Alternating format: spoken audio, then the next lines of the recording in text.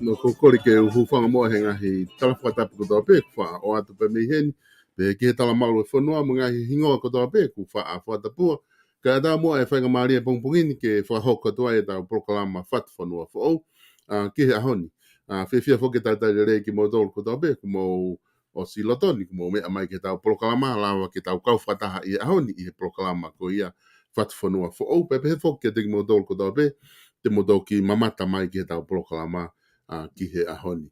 Whataonga pia kuongo le rei atu pe tau POLOKALAMA ke tiki mo tolu ki a pina, pia mo e loto fia mo loto taitali rei ke tiki mo tolu. Fia fok ke taitali rei, PIVENI PIUKALA, pia me i tonga eiki ke tau kauwhataha e tau POLOKALAMA i he ahoni, pongpong TOKONAKI koini, amnaki ke tau hoko atu ki a pongpong ki a hao sāpate, ka ku fia lava ke mao whainga maari e pongpongini ke whahata ki whatara noa, pia mo PIVENI PIUKALA ki tonga eiki PIVENI mao tau mao e pongpongini, pia ku whewheha ke maaha ke e pongpongi i tonga ikina ko pongpong TOKONAKI ni.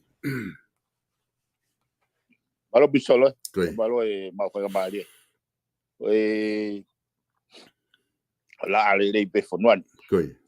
Ko e ose weekend mo ngahi lava te ngahi hopo mo ngahi si abil mo ngahi mo application to stay ngahi tutune ngahi hop. Koe. Pe mga tunga ai tola he hoha mai kakai po ngai ai hu fatu pake taki programa TOKONAKI a ho fa mahasino fo genya oksolo Koe. ata pulu alba pelo ai kai taki hu va ke peo o he kwai be ko fam ke fa malala Koe. ke kakai mo kau fanongo kau popo ka ke nau ke nau focus pe ko e mo ne lau mantela fu long walk to ko foi hala lolo it's a long journey Koe. wai fakataham ko pe na wari ko vela hata Mo ne apito e PIVENI ko tui koe taha pe ni ka venga mahu inga apito o ku fai ke tala noa fe ko mga hi hopo ko ni he primary o ku ki mui fogi ai o kai hopo fama tang e o ku fia whanong ke ka kai whanua ka ne on te ta focus i hopo ko ni he primary ai ko hopo ko ia hopotangi ko ia e toa te lavlavu, pea mo e hopotangi ko ia a lot tui wakano, ko tui ku mau whanonga atu ku rere mo o hopo ko ia, na si whahoko mo ia, i he weekend, ka kehe kata whoki mai ke hopo ko ni hopo primary ko ni ai kau, whafonga whare area toko wha, kau ai kau me mipa toko tolu, i he kabineti, ko isi whoki a whai ki ai talanoa, ko e taimi ko o ku whakahoko mai ai e whakamau angalahi, ko e hopo ko ni ku halaia, me waha ko ia ke whakamau ngatangi, o koe to tonu ai toko taha ko toa pe ke tariki ai, ko e o whemau ke whaka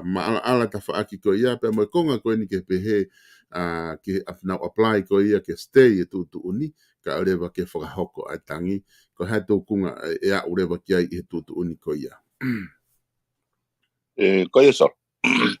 Naku nofo pe i whare opa ni awha au ke osi a tala tutu ni goni. E koe whaikeisian e o haka whawe moe e application to stay executions. Ai ansiti he whare alea. Koe. Koe ui ko osi hanga he sea whare alea inform. Ai kau whafofonga e whai hono ansiti na dore moni te koe. Koe. Ki he rock sitting koe ai whare alea he osi me he tutuni. Koe. Koe penito inform pe na tolu. Koe mea pe taha tene lava o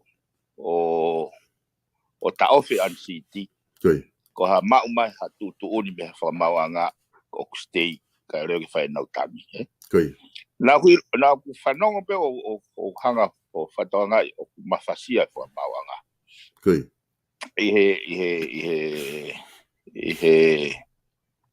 foi application to stay. Ai koe move koe ke fai foi stay koe move koe ne fai me a denseñare pe mo loya koe administra pa ngai. Koe. Ai koe loya fo koe KC koe King Council Koe. Ai kau fo ke fa ta tokoni. Koe. Solo te kilave pe ke fa sistemi. Koe. Nga ka tato ke tato loe mai ai ke he make sense pe ka tiau. Kau o specific ka kai o koe conflict. Koe. Koe. Pe make sense pe ke articulate pe speculate e ata o koe conflict. Koe. Ka ko kuhinga e ku fefa ke ta fata no he sistemi. Pa ta ha wai ke manto e ke uhinga lelei na fai tutuni Koe. Pa ko tu yau kia. Ko tangu tu ko tangu tu an ya fi ko e fa maulahi sifsa sisin. Koe. O ku ai e me mipa fa ta to ni lot ki he apile Koe. ta ko apile. Koe. Ka wai mo me mipa pe nolo. Ai atin senyare. O ku loto. Mo ia. Ka wai pe mo ki loya ai loya ko a manteni. Ai ko si atu fu unbalance ai foi o que level foi playing field. Koe. Ko hinga wanga ai ke mahino pe ya. Ko ke ngai ke pe ke tau ke whakaanga. Koe. To bring clarity. Koe. Ko pe nolo. O kuia e o memi pa ni pe nolo. O kuia e asif sastisi. O kuia atensenyare. O kuia pa mo e hagwana. Lot sensela. Koe. Pe o kuia pe mo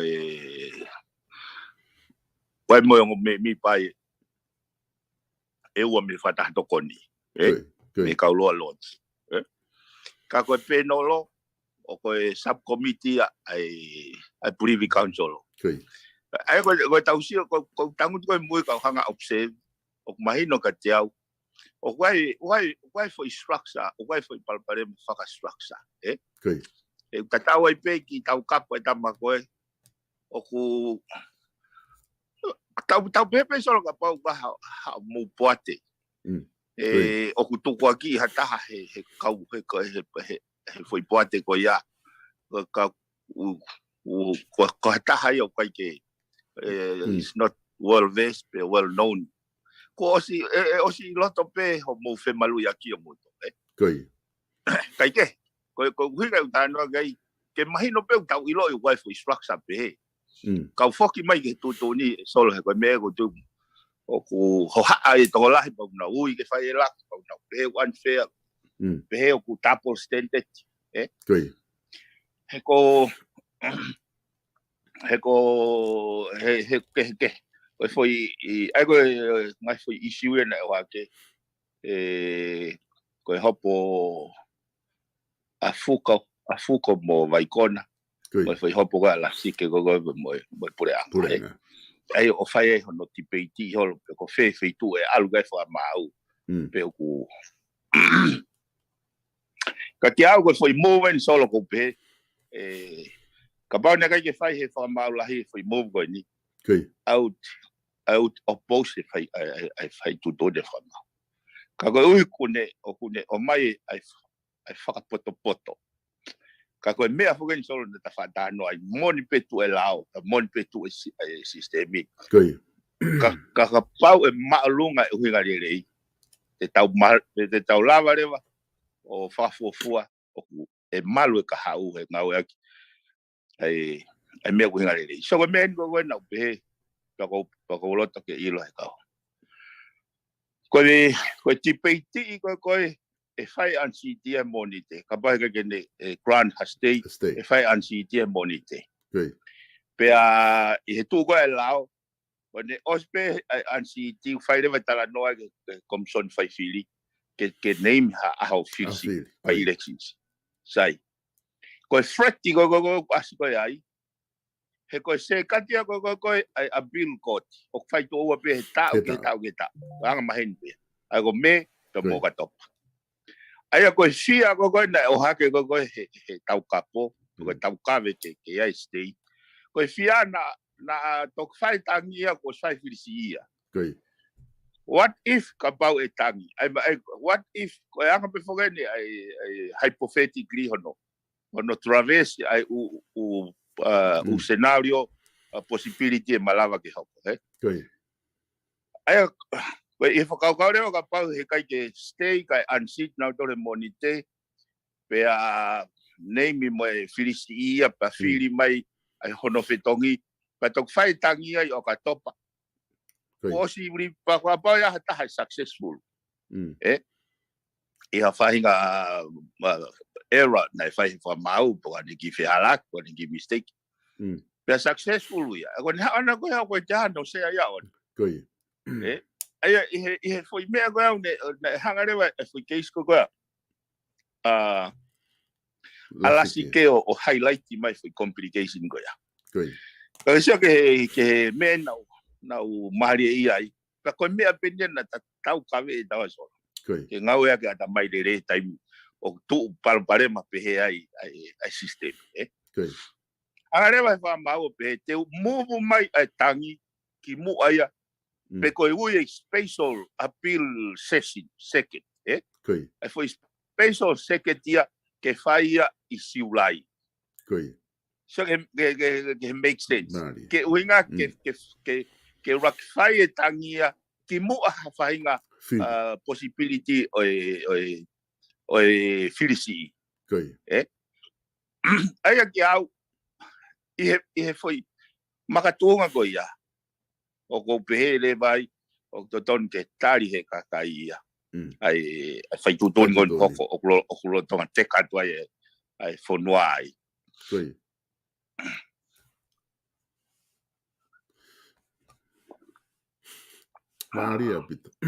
Maria pito e piveni ai whakatala noa ko ia ku ke whahoko ai o ku mahino mai lewa I he tu ko tai nimi ko whakaukau ia ai o hinga ho makatuunga ho behe ku o ku mahu inga ke tari ai whakaukau ko ia whamau anga ko inga o ku mahu inga ko hanga he whamau anga o ngawe aki ai whakaukau lerei ke omi tatau bepo ko whe taimi na no molo ke tok whaia tangi ka ku o mai lewa ke hae babe taha ke whai mo whaia tangi ai ke mau na whai ha se whilisi ia ki mui ku osi tala o lai tangi pe ku hao pe ku ke hao ka koe ke wesi ai whiri hange koe ngahi hopo koe na ke tano ke alasi ke.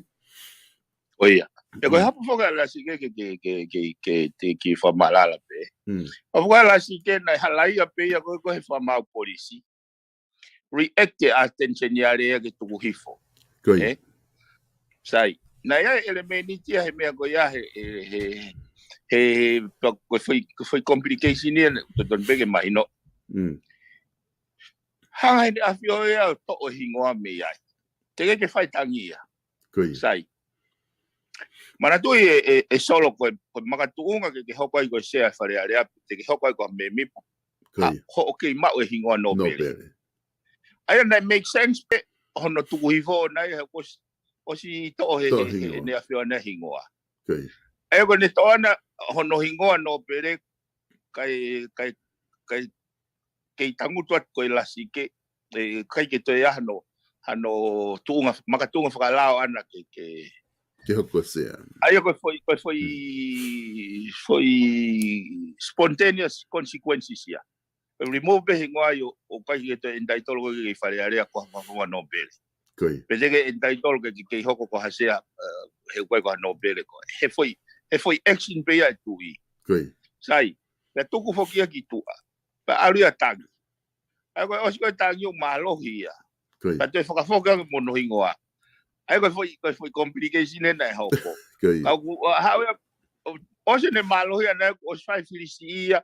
Fetonge whakafanua ia ai sea. Pe fetonge nuku ia hono sea go me eua. Koe. He nai mui ai wharearea ke he lau he ko tutungo he lau he kai to over he aho fitu. Koe. Ko ha malolo ha sea te ke fetonge. Koe. Ai na fai rewa na tolu pa. Fai rewa filisio hu mai. Sai. Taimwana hawa ni hopo ana ia. O si mapunia te matapaya. Koe ke te lava ia foki mai ke position na raki ai. Koe mea rewa na hopo na fai rewa nai vahe ua rewa ia. Vahe pe ia meitua, no foi tua, kai vahe no kui loto, no foi ai loto. Ke foi se ata. Ai ko foi complication ia po whakapoto e kau ai whai tutu na whamau. He mahino ka pau he kai tene chronic state. E whai whirisi ia patok whai a bill. Pea ka pau tene chronic state ko fulu e ai ki o katopa. Which to him o kai elemenite unfair le vai ia. Ki he whai tutu ko toa pe tene whai o kau he hikini mai wharearea, hikini mai kabinet. Pea to e osange a bilu kei fo ipe. O si lahe mau ia, ai koe anga, ka hange ko lau solo. Kia au, neongo kato e tau sio ke conflict of interest he anga se pakpaki a structure. Ka nai ngau ea ki he whamau lahi whakapotopoto. Ai uhinga le rei he fo imeka. Pea ko pehe au ia, o to don ke taria he kakai. Ka tau te kape. He koe kai ko hono o mai u mea ko ni ko tu tau wheturi ma ka whafuka ke tamte. O mahuinga be ke tau wako he foi hala whanonga. He kau whoke ne ngai mea fo ou. Kau ne ngai foi hala fo ou tau lue he tauni. Ka ko hono le rei o kune ako i tau tolu. O aho ni mo e ka hau. Koe anga e whakau. Aia foki piveni koe ke tuu koe ni, ko hono tari koe ni ke stay e tuu ni. Tau peheki he whafufonga ko ia koe ekministaa ko ia o tonga tapu wha. Whafufonga ko tonga tapu wha po ekministaa pa anga hata tapu moa. Ko ne tari koe ke stay e tuu ni, mahino le vai a ka hau ia ke monite ke whai unseat koe ka whafufonga e hao koe ke unseat ia. Aia rewa ko ne lere anai me he ahoni, me aho ko tari ai ene stay o au ki aho e toki whai ai tangi ka tapehepe ko siulai hange ko ke whamatala ki ai pe ka pau ala te tangi siulai o ku tonuhia mahino rewa atare vai e mea kotoa hoko ate mea kotoa pe no molo ata pe ka ala te rewa ki siulai o ku hala ia aia o ku kei kono foi ongi ko ne stay ko tu ni ki ai o ku tonuhia bea ke ne mao ngahi monu ia kotoa pe o au ki taimi e te whai tangi. Ko stay ko ni diriwe tutun fa mau. It's hange pe ai ko tutun ko kiao ko patone totonuen. Ko tutun ko na halaya na ke halaya. Ko stay ko hange haki ta ofi fa taimi pe hono execute hono tautea.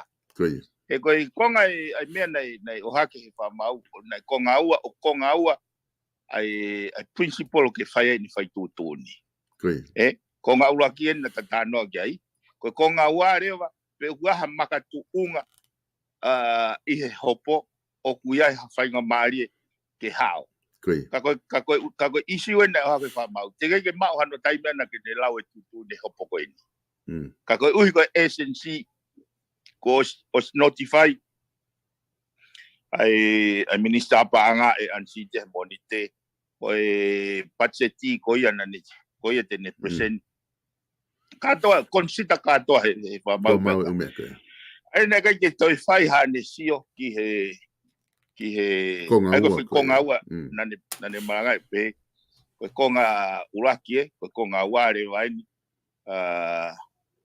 pe waha haki makatuunga pe waha possibility e malawa ke kane koe uhi koe nane pehepe koe uhi ne te ke ne hanga o mandu koe tutune nia he whamau niu Judge niu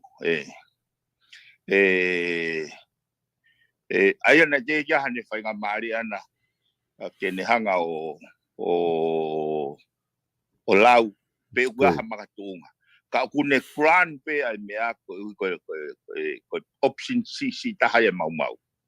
Nani ngau ea ke ko low risk. Okay. Ai lewa kone tuu ko ia. Mahino ai administra pa anga ia, anga ne stay. Pe koe tutu uni a lao, pe ko pau ke tau fau kotoa pe ai, pe mo wha apa e tutu uni ko ia. O whanau ngai ki aho e whahoko e tangi. Koe aho tokonaki e, koe whoke whai ha ngā aue i ai, tuke ka pau kulawa pe whamao ngai o ngā aue pe, tua taimi koe ngā koe whai ngā fia mau vivili ke isi koe ni, sa pate a pong.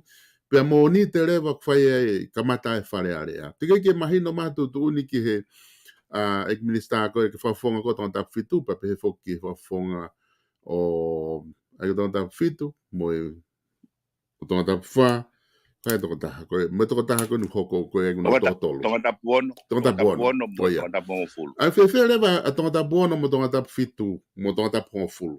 O ku whewhe e nau apply na toke nau stake, te ke mahino i? Ai na whanonga ke pe whamau ka pau waha taha he toko wha koe o ku mea o ku nau seek ke appeal pau ke oange notice of appeal ki mua he hiwa pong monite he koe ne he pau ke ne consider mea koe ki mua he koe ne once of unseat ka te lawa ia o te bives. Unseat, koe. Aia koe foi me maari anau tu tau feturi ke whamauanga he po hi wapo ka tu whare atea. Koe. Aia. Ka kono sai solo ki au de tatu. Ki au ia o kou fia au. He kusio o hanga he umea koe ni o wei sistemi ke ngau e. Ka tau ilo i konga koe ukai ke function rei. He koe continuous improvement ni e hoko ia. Me hane ngā wei ka tau lawa sio. Koe mea koe ke whotutu pe lao he self pa nau i puipu kofi. Ka no whonoa rewa kakai, hanga noa mai kakai. Kai ke tau lau tato test e foi sistemi pe o function koa pe kai. Okay. Aia koe tuku koe dai ni mi koe mea iak mahino. Koe ansi i ko whai ia ai he o whahoko e ahamonite. Koe tau wheturi koe ni ai umea koe ni ke lava ave umea koe tangi koe ke stay. A toenga koe ni kau whafonga e toko tolu. Ai mahino e toko taha. Ai ka aua, ka paka au pe ke taimi ko whai ansi o ku e kai pe ke ahatu tu uni te ririu me whakamawanga. Pe whakahoko rewa ansi koe heka ki te lava ia ririu pe koe hoko atu rewa process hoko ia. Ina tō koe ai piveni. Koe ha hono kehe. O ko te apply ko ke stay. Ko mea koe ko pau ke whakahoko ia ma e taha kotoa pe, ki hange ko totonu e taha kotoa pe ke tangi, pe ko mea e koe pure pe whamau anga ia, ko hai e whaki ki ai ke stay e tutuni, mo ko hai koe ke whaki ki ai. O koe stay ai, o koe ke apply no ai stay e tutuni. Koe.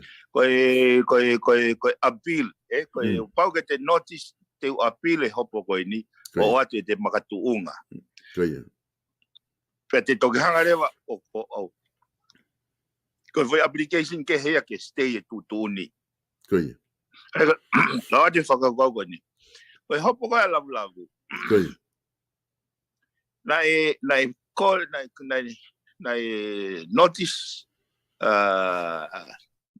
to appeal a lavu, pea ne kore ke stay. Ne tutuni ka ere ke whai ne appeal.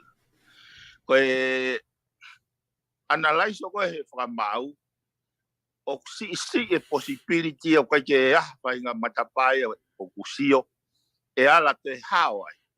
Koe. Uhi ngai na e whekau ai, alupe ki toritori o toki tari ai ko ho apiri. Soko no ke hei, na kai ke oang ha stay a lavu. Koe. Na execute tutuni e whakamau ko halai a ave a ngau. Pea toki whai mai pene tangi. Ko eni, ko no ke he, o kei halai a peki nau tolu. Koe. Ka koe stay koe ni ai uhinga ia, te nau kei tuape, te nau kei i mau pe nau ngahi mea koe no ulotonga, whai pe nau ngahi mea, ka rea ke tok ose appeal. Koe. Aia, koe sio, o koe solo, koe mea ko hanga whatonga i mea. Koe. E koe sio koe kau whamau lalahi, kai ki vahe ke te. Kau whamau lalahi e toko tolu. O ai ko kupa, ko niu, ko witen. Ko witen ko ia koe sisi ia, Tako ongo whamau lahi lo ai una malmalu ia ni ia. Sai. Ko hono challenge koe ni nau whai tutoni he fufoi election petitions koe. Koe. Ke challenge ke ave ke whamau tangi. O kune hanga rewa whehu ia rewa ai credibility e foi tokotolu koe ni. Koe. Koe. Sai. Koe tokotaha. Koe tokotaha nai tuhi foi e kupa. Tokotaha nai tuhi foi witen. Ka tokoua nai tuhi foi e niu. Niu. Koe. Ahe ko kuhinga ka pau o kuikai ke te aha maka tuunga ia ke siofia i tau pehe o se whamau e ko niu alu katoa fui toko whaa ko ni ke whamau tang. Koe. Tau toi whehui a rewe tau tori e kwe te piri tie fui toko tolu ko ni e whakamore taimi. Kai ke maari e whake kono ngana kai ke consider ai pe waha possibility. Kono ngā pe ko time factor. Koe. E ko ngā nei whahu mai pe mo appeal, notice to appeal ia ai whawhonga to anta fitu. Koe. E whahu mai ane fiafi. Koe. Ka koe tuturi koe nei whai e kupa. Nei whai e witten. Ai koe chief justice ia. Ko mene maari e kai au koe ke monite. He ko ngā he well vest ai whamau lahi ia. Ai chief justice ia mo i keisi. Koe. E ko mea ke maari e ai pe whewhere vai anga whai tuturi. Koe. So ko excuse ko he foi hopo ko na tawata wha. He koe ko ia na whai tuturi ai. Ko judge niu ia na whai tuturi ai. Koe. Ko ne excuse kai ke ne te kai ke ne lau e tuturi. Sai, ko foi maari e ko sio ko iai. Na e well vest ia panhanga ia o tuhu i mai ke TPP ke investigate. Ai whafonga tawata pitu. Mo te loia. Pea koe taha whoki he koi e. Ka arate, I felt very insulted te taimi na ulau i mai ki mea uwha e tau kapo. Ka ko ben ko tari to ko ha onga wha mau. E koe basically ko no saling sene ne whai tu ni ke toi awe ke wha mau tangi. Pe koe ha ni wha ukau pe waha ha makatunga li rei. Kai ke? katoa ngai mea ngai foi mali e no te kai fu te ka ni Koe whamau whoko ia a Widen. Ko ia foki o ko whamau ko Chief Justice ia, he? Aia ko ia une whamau i ko pe ko qualify e te apply ko ia ke awe whamau tangi pe i kai. He tama ko ia, he? Aia ko ia e whakahua tu pe ki ai pe ko aha poini ke awe whamau tangi ai mea na ane whamau i he foi hopo ko ia. Maari a pito ai e whakaukau. Pak maari ai o ku mama a pito pa te mahu inga ai ngai polokalama ko e sio ko ke sistemi. Ko mea ne taha ko wakai ki ai. I taimi ko tautala noa ko ki he totongi huhui. Hawhi hālaki o ku hoko i he fwoi whaunga pūre ko e whamau anga. I he nau tu uni. Tau pehe i he kore ko ke stay. O ku sai e hopo ko he bribery. Ka pauna kai ke tari stay ia. O ku kei tau ataina pe ai kau whafofonga ai mo me aku nau whai mo hafua o taritari ai ke whai aho koe whai ai hopotangi. Koe ke hafu me ai e wesia fefe. Kono whahoa tuka ke hopo koko a lavla mo ako sita. Kai ke tari stay ia os alu nawa ngā pōpula. Pea unga pe toki tari le vai ke whai tangi ai os whahau koe te puhai konga koe mo hono ola hoko tainimi. Ka koe whai konga ni koe whai ke e whihu ia i he tuu koe he wakai whaka sistemi. Ka aware ko tangia o ikuna. O ku te make he whoki ai to tongi mea ku os aria ngai pōpula. Pe o ku uinga e lau e mea ko ia. Pe e lau pe ko tau te aga ngai pōpula pe ku ne deserve pe ia. Ke ngai pōpula whi waha ko ia ko ke to tongi ne te eke. Ha taimi ni alo nofo he a pōpula. Ka tangi a lau hao. E milionia i be tangi Fega ke whakawhio whine maki ai ta wari ku hao. E maha ki tōla i. Iyo, koe hopo koe a lavuna te toloi moi ai. Koe. Toloi a ki se kati hoko. Kana behe he kau whamautangi ka pau e unu mai ai o hange koe whotu koe ni ako ilo pena na wase mahino aki. Koe. Ke unu ki mai ki mua pe hū re vai. Kana i behe he kau whamautangi. Pau ke o mai whakataha pe mo ono hoa ke apil whakataha. Koe. Mahabena ki ai peha ki mantui whako ko tatoko wā ko engineer. Mana ki engineer. Mana ki engineer ia. Mana ki engineer ia ke apil toko taha ia ka toke. Mana ki whadonga he kau whamautangi. O kai ke make sense ke na mawahe ko whi. Ai ku o toi whahu mai. Ai apil ko ia.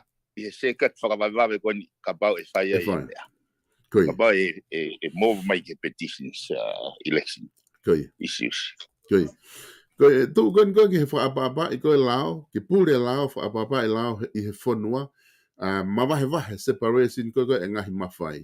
I he o wakai kia i he ne tu he tainimi, i he anga koe o ngahi mea koe ni ku hoko. O koe hono whakangai o ekparemia, I he kamataanga koe press conference na ni whakahoko whamui taha. Na ni whakahoko ai lea pe ku uwhi awea ki holo ai whaidea ko ia o puke e kakai. Ko ngā whoki he koe mea kotoa pe kau taki sivi i he kakai ai mea kotoa tato whito ka pau koe wakai ki whakanga. E ne pehe koe o mau wakai ki ai o koe ke mau tui mau tolu ia. Ki he pukahani whainga whakamata kau whakahuunga ni whamatala hange ku ne pehe ku nakai ke whiunga o mea na whai ake hopo ke tau te ai ni ihi koe ne kau minista. Ai koe ko ngai au ku hange ku ne whakaha mai ai ke kakai o ku ai whi hopo kaki holo I he ngahi mawhai pūre tolu e whanua I ne tūtani. Whi ho wakai ki ai e nea o mai ke ahoni. Yo, koe me wikia I he aki mene kakai. He kono o amount ia ki he ki awea ko ignorance of the law he solo o wa ke hinare mani he whamauanga o electoral petitions o wa ke hinare mani ai ko whakawhawhanga ko ni ko ne kumi pe o ngofo hinare mani ki hawa te mai whine toko ua i ve fare koloa pe ne oange foi lea ko ni mo manatu ia o he fili Koi. an siti ai pe ia ko foi na le mani be se de fitu no be se de val no ai ko fakau ai ko ignorance ko ignorance pe ia ai no pe na toria ko nga fu si foi ko se foi na le mani nga ko ke fe nga ia ke tu oi ka ko lau mari e foki o fili open and free elections ke lava o exercise ta havota independently ngau ke hono kai oa influence aki ai fainga bribery mechanisms ai ko fakau ia o ku tatau ai pe ia pe ko ki kofnu tolo pe ko kapaika o ko amaunia he kune o sihanga ia o induce pe tene influence ai ka voters ke nau feel pe kai ke nau feel ai ko comment ko ai pe ka kwai ai meuri te argument ai ka kai no fanga ai premia he ko he nai pe mo se ai fare aria so ko men to ton ke fai he se he ne ma wa mea ko ni notify pe o te toloi he ko kai ke solo hoko ne ki foi toloi ke mama mai u mea ko huila so ai tau sio me to fe kau aki pe u mea he ko ke tau o ko ya hata hai tau tolu wa hane grandstand seat ne ilo u manova katoa kada pe ho tua wa ni grandstand seat u ne kako tau tolu i mama ni ke tau whakaongongo pe ke u mea unfold mai ai ko sio neongo katoa pe u whaitu tūni o ke ai pe hono ngai mga tūnga ke hoko pe he kwai pe u lele ia o unfold mai hange kon ko tawa mai ko ye ani ko kia uia na ku ka uia he tafi mari ki he kai ke urava sio na to yang aton bia ke se fa le kai ke urava sio oku ke malo he foi i faunga mai nau o fetari uia ki kai ke ka wangi ko lau fo pe u mea tau teka pe e ko huinga ka to me ko ni ke to mama ke tau fakau pe tau ko me ai ka ko tu tau feturi ke tau hata viveri na me afoke exe fa area ne pe he ko bribery ko i he hia o huinga ke he ia me bribery ko i he hopo an go lo tonga fa ho ko fri fa area peko ha ne fainga fa uhinga ki ai neongo na franga ia ni hongo kala momena na pe ko ki lois isi ta ta pe me loi la hi go ha ki hia si te ke fai ko ke he ia me ko me hia la hi ku fa ho ko ngani ko ma ia ko ne pe mai ko ne me excel pe he ko la ko ni to tonu ke to fai ha va kai ke fa area ke unga ke seti ha fainga tu unga peto kia o kia ko uhinga ko ka teo ni whamatala o tonu ke diriu la o ko ni ke hiki ha ke tu unga ka ke toki ave ha mea ka hataha wa o ki he tola e fiha tau pe he tola e ni mangiau peto ki u le waga bribery ko kapa atikita tola ni manoa ka ke tonu ke u ke bribery ko kuanga uhinga ke mea ko e sea ka neongo o posia e tokola hango kalafi ko ke whakautu ia ke mea ko ia he mapolokalama fefe ho o wakai a koe ki ai io mala pisol whakababa pe ke sea ko konga ula ki o mo oni sea ko bribery ko he lao hia ke hea me bribery ko e election petitions e electoral act ko bribery i he lao hia solo o apply ia ki hanga hange go ni ko alat ke office customu ke kiria mai ha outa pa ke mono i hani mangiau pe ko hata afe ke officer that's criminal bribery i lao hia ko bribe i hata ke ne fai ha mea o ku hala te benefit Koi. sai ko primary ko ia I he lao fili ko hate totongi ki ha taha whahinga mea ke ne induce ne voti Koi. ko foi kona ke o na sai ko konga ko pehe se au to ton ke aha foi ke au ko fa vale that is o ye lo pete fa ton le fe but that is ke kono uhinga fu ai ke ko I come down ke mindset Koi. ka pau te tau foki pe ko ha uhinga mahu inga fili solo Koi. ha uhinga mahu inga ia Britania mga fonua komni weri mga fonua te mukalati I he fili he kono uhinga ko kakai ko o ki ai te nau faitu toni ke panga tu hawe kakai pa ko nau faitu toni affect ta ko to ai ko uhinga hono ai ke o te ke hu ki loto I ha fonga kaka it's more into kono protect ke honest ka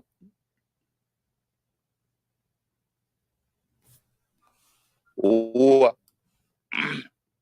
ke kautes o base ngahi policy ngahi kaweinga ngahi visoni kai o taki holo pe akna tolo ke reduce dignity tangata tonga ki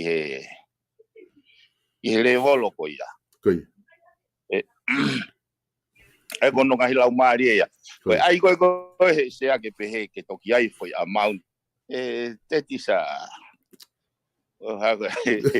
I think it's a mindset problem mo na pito piveni ko o guai taha ni he no te fo ki na ma na to ko na tala mai ke whakapapau I mai ai hopo ko ia ai sake ke pe guai mo ni I he ni ko o ku na tala noa mai o ku ia ngongo fia pe me uhila I he ngahi polokalama ko whahoko uhila te ki ta mamata ke polokalama ko ia o kuai ngahi whanki dili wai ke te maange uhila kakai o ku tohi mai he ni na comment mai he ni ka ko ngā te tatoki foki mai ke he mea koe uhila hata polokalama hoko ko ngā ke elawa mau ha taimi le rei ai ke tatala noa ki he konga koe hono ua he tatala noa koe ke uhila na mau hau ki taimi ke wakai ke hopo ko ia ai sa ke pia mo tokataha koe nane whakailo me whakafonga koe ni nane whakailo Iyo naku ia kau hopo ko hopo vave so nei ape ua petala I pe tutunia kana ia I whainga ta kai ke solo ko la mari fokia I hono te kai fui te kai ke ten ape ka whakamonia ko kia ya akanite o tupunga I kai ke lava he petition ape ko loya o establish na case kai ke o ne hanga expose mai ai mea koe na talavi ki ai pe ko hai to ton ke ni whai whakailo ki ha whahinga tukua ki I pe he mahino mai kei malohi whahinga whemaa ki ia sio ki tā pe sio whakafui tui pe o tege na u lava o sio whakalukufua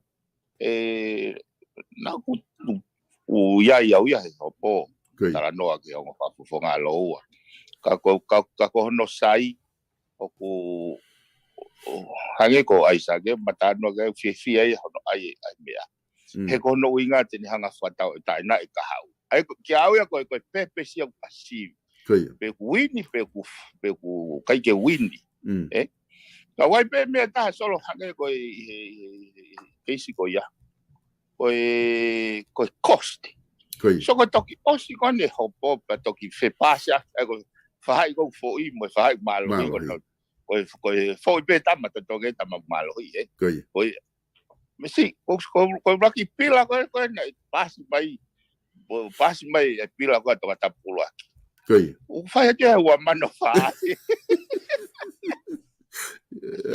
kai ke ka ko lava ka ko fe pe solo lava hu foi system goni fa ma ta lava le vai o si o ke complication ngā ue mo lahi pe ka kai ke fai ke nau fai me ko don ke nau fai ko ngai constraint fa pa hang ngai me be mari e pe sio he konga ko ia o ne hanga o ne hanga o open up o mataba ko nyo taulava sio kai lava ke taulava ke tau whakau holistic ke hanga hala whanonga he ko mea ko mare ia ke au ko foi functions o hanga out to ki ke foi judicial system ko now functions ke now administer the administrations of justice ne pehe o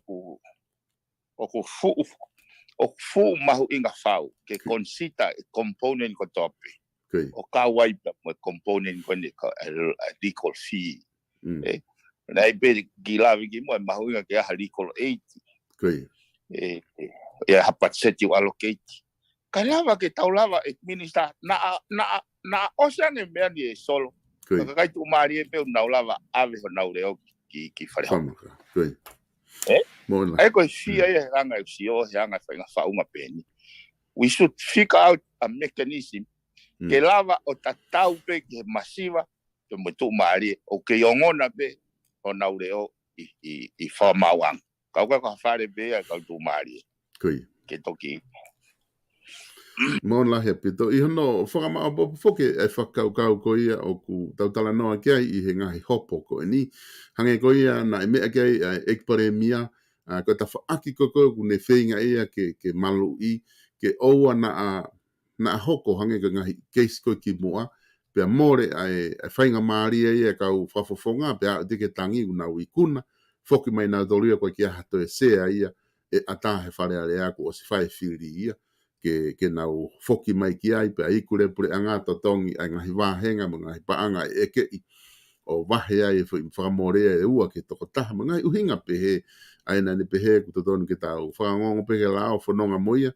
ka au ke aho moni te ku whai unsit o tige ke tari he whakamau e stay pa koe mea e te tau whai koe anga ia o tuu ko ia ai lao iho wakai ko ke ngahi mea kotoa ko ia piveni ke ta wha osia ke ta polokalama ange ko tutu uni ko ni tari tutu uni ke stay ku ke tala mai o ku uhinga lere mea ko mai whakamau anga yo wakai whakalukfua ki ai so far o ku ko haanga ho wakai ke whawhia maari e pe mea kotoa pe o tonu ke tari he kakai e ngahi mea kotoa ku tau wau ki ai I whakamau anga neunga ko whotunga fo o winu tau wau ki ai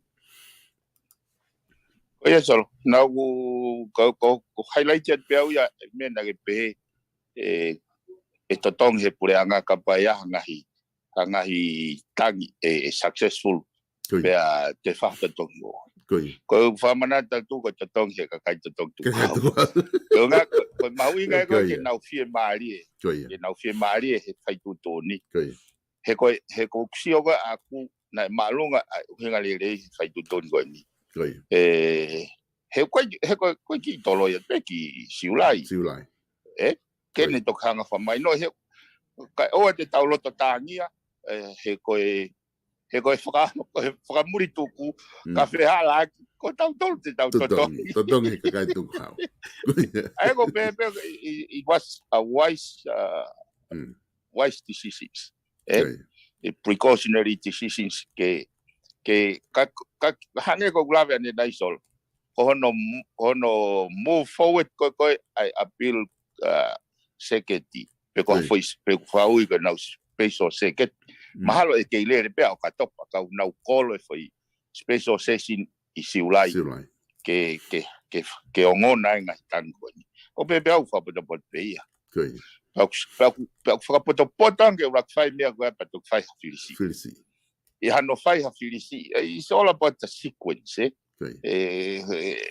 kapai rak fai filisi pa to fai tangi that's the complication that's where the complication kick in ai ko au whakau ko pehe he kulahi ka kai ui ke la whaha ui ke tohi tang ke au hake ko lau e solo lau ko a Mandela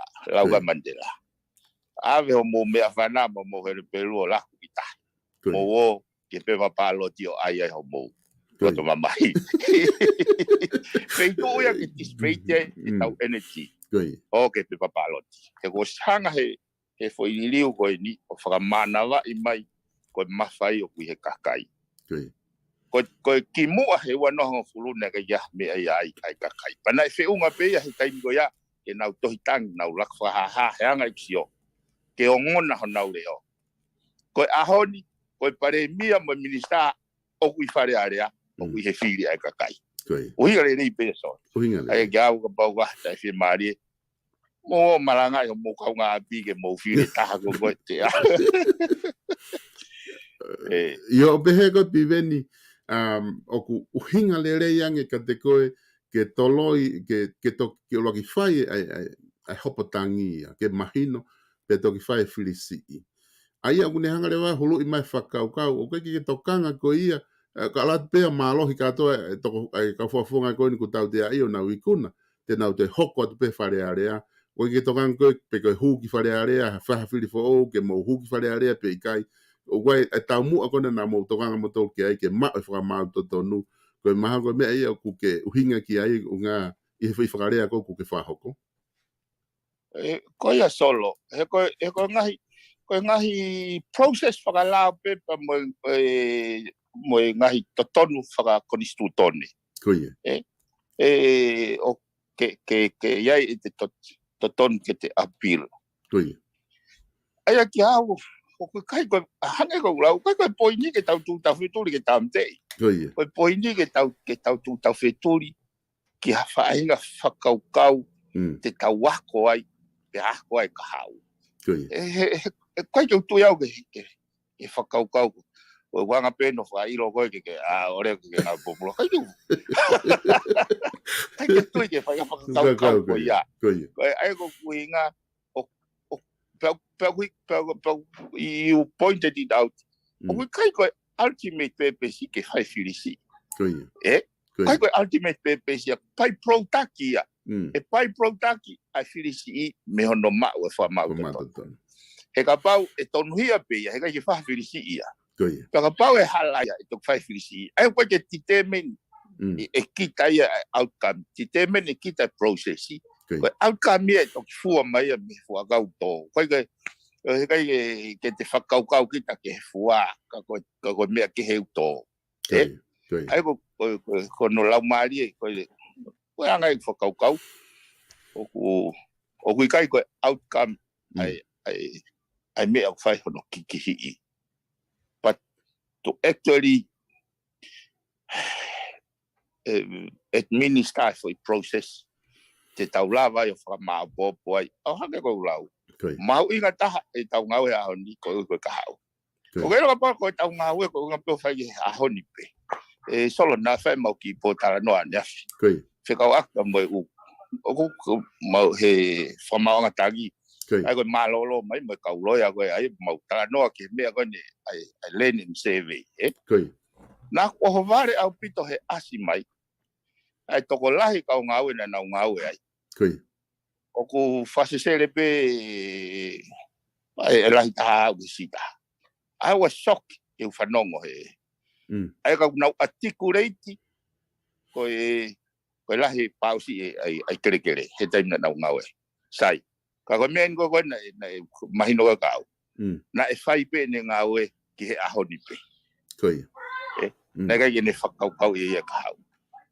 Koe huinga e koe e mahu inga koe solo ke ngau e taisi o kita e tau tangata ahoni ki le reo ka hau. Huinga e koe ke ufuhoha e au ki taimi whirisi o ko sa i au he kusio o mo ue foi machinery o no moi e process e lau. Umea katoa ko ni fōu katoa. Koe whehui ke waka pau na tau mohe no whonoa e mo ui ngai fu machinery ko ni tikai. Ko ui ngai ne mo ui I he tau tu o whei lau koe hao whaki o e kaha. Ka ngai whakau so. Mo ni lahi apito e piveni pa ko hinga o ku hoko whi whakamatala ko ni ku ke whahoko ko ia whiko aki pia mo e whiri o ku nehanga o tari e ngahi whehu I pia mo ngahi tālanga ko ia whakahoko o tuko ki e pehe ko hofi pe ke unga ke mo o hofi pe whakamau anga ko inga ki whai mo whai whiri si ia pa mo hu mo tok loto ko hai lava ki loto pe tok fai tangi tok hau na tolu halase na tolu ko me pe ku ai lao ka ko fomatala ko ke fa ko au ni mahino au pito ai ultimate purpose ko hinga ke ma o fa ma to tonu o tatau pe fa ha filisi pe ko ke fa filisi ka ko poini ko atu ko pe me FATUFONUA ka te atu ka te ko e piven ke te whakakato mai rewa e ta POLOKALAMA ka te toki mawa. Iyo. Malo pito solo. Koe hopo koe a tonga tapni ma. Neongo o kufo i hopo koe ya pe a tene iku totongi kosti. A tonga tapni ma. Kako tui o asive pepesia. Neongo kato u hopo koe foi. O tokoni kato he tok pay attention e kakai he fu magnitude ne faya ki failo ai go pehe o ai pehe o ai fo o ai malo he kui kai ko he ko sio no we sio e ahonia le sio lo it was because of that magnitude o hinga e pay attention e ngai tapa ke society me fa mawanga fare area ke cabinet o now pay attention ke issue go ni ke ne hanga o whakahafu ai hakau nai me hake ai tau whanau ka. Koe anga ai whamapop. Koe tato grave tau ke hopo ko a tui wakano. Nā ku maari ia au pito he whanongo ki he tuki ai loia tui wakano. Pa wai issue ia ai o tatau ia mai issue na whatala noa ka koe. Ai na wope o whawe lao tuku he seo whanau i pukofi.